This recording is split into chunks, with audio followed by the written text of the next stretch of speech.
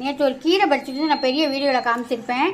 இது வந்து சின்னாம்பு கீரைன்னு சொல்லுவாங்க. நம்ம வயல்காட்டிலெல்லாம் நிறையா கிடக்கும். இது நானும் நேற்று ஒரு கொள்ளைக்கு போனால் அந்த கொள்ளையிலேருந்து தான் பறிச்சுட்டு வந்தேன். சூப்பராக இருக்குங்க. பைத்தம்பருப்பு போட்டு தக்காளி வெங்காயம் போட்டு அருமையாக வச்சுருக்கிறேன். தேங்காயெல்லாம் அரைச்சி ஊற்றி ரொம்பவே அருமையாக இருக்கும். இந்த மாதிரி கீரை கிடச்சிதுன்னா சின்னாம்பு கீரைன்னு சொல்லுவாங்க. அந்த கீரை கிடச்சிதுன்னா நீங்களும் வாங்கி சமைச்சு சாப்பிட்டு பாருங்கள். இந்த பக்கம் சாதம் வெந்துக்கிட்டு இருக்கு. என்ன சாப்பாடு பார்த்துட்டோமா? இப்போ காம்போ ஆஃபர் போட்டிருந்தோமா? காம்போ ஆஃபர் தான் இப்போ எல்லாம் இதெல்லாம் பாக்கெட் போட்டு கிடக்கு. ஃப்ரீ சிட்டிங்கிறத வத்தலோடவங்க இதெல்லாம் எவ்வளோ? அரை கிலோ பாக்கெட்டா? ஆமாம், அரை கிலோ. ஆமாம், அரை கிலோ பாக்கெட். இதெல்லாம் எது வாங்கினாலுமே நம்ம பழவாழை தண்ணியில் மற்றபடி எந்த பொருள் வாங்கினாலும் ஃப்ரீ சிட்டிங் தாங்க. 15 நாளைக்கு மட்டும். 15 நாளைக்கு மட்டும். அப்புறம் வந்து நம்ம தமிழ்நாட்டுக்குள்ள மட்டும், வெளியில எல்லாம் கிடையாது. ஆமாம். இது வந்து 1/4 கிலோவா? அரை கிலோ. இது 1/2 கிலோவா? 1/4 கிலோ பாக்கெட். இது 1/4 கிலோ. அது 1/4 கிலோ. 1/4 kilo packet. இது 1/2 கிலோ பாக்கெட்.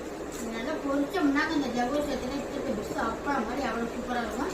அப்புறம் கிள்ளு வச்சல் நம்மளுக்கு நிறைய கிள்ளு வச்சல் தான் போகும். எல்லாமே கிள்ளு வச்சல் தான்.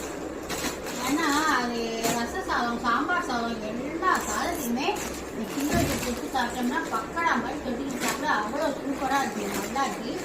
அதனால் கிள்ளு வச்சல் நம்மள்கிட்ட எப்பயுமே தட்டுப்பாட்டில் தான் இருக்கும். கிள்ளு வச்சல் மட்டும் பாக்கி எல்லாமே கொஞ்சம் கொஞ்சம் இருந்தாலும் இது வந்து தட்டுப்பாட்டிலே இருக்கும். அவ்வளோதாங்க. மற்றபடி எது வேணுமோ இந்த 15 நாளைக்குள்ள யாருக்கு வேணுமோ, அப்புறம் எங்களுக்கு மட்டும் தரலன்னு சொல்லிட்டு இப்போ எல்லாருக்குமே ஃப்ரீ சிட்டிங்னு சொல்லியாச்சு. யார் வேணுமோ வாங்கிக்கோங்க இந்த 15 நாளைக்கு மட்டும். இப்போ சாப்பிட்லாமா? சாப்பிட்ருவோமாப்பா?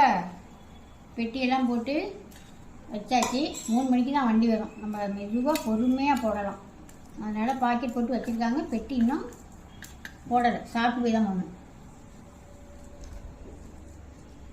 இந்த கீரை ரொம்ப அருமையாகவே இருக்குது.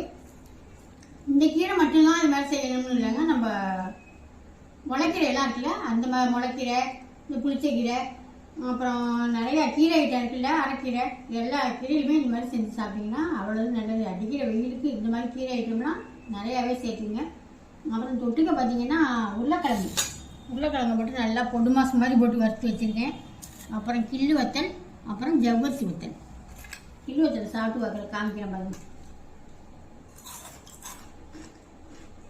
இன்னும் பரவாயில்ல அவ்வளோ சூப்பராக இருக்குங்க வெங்காய வத்தல்.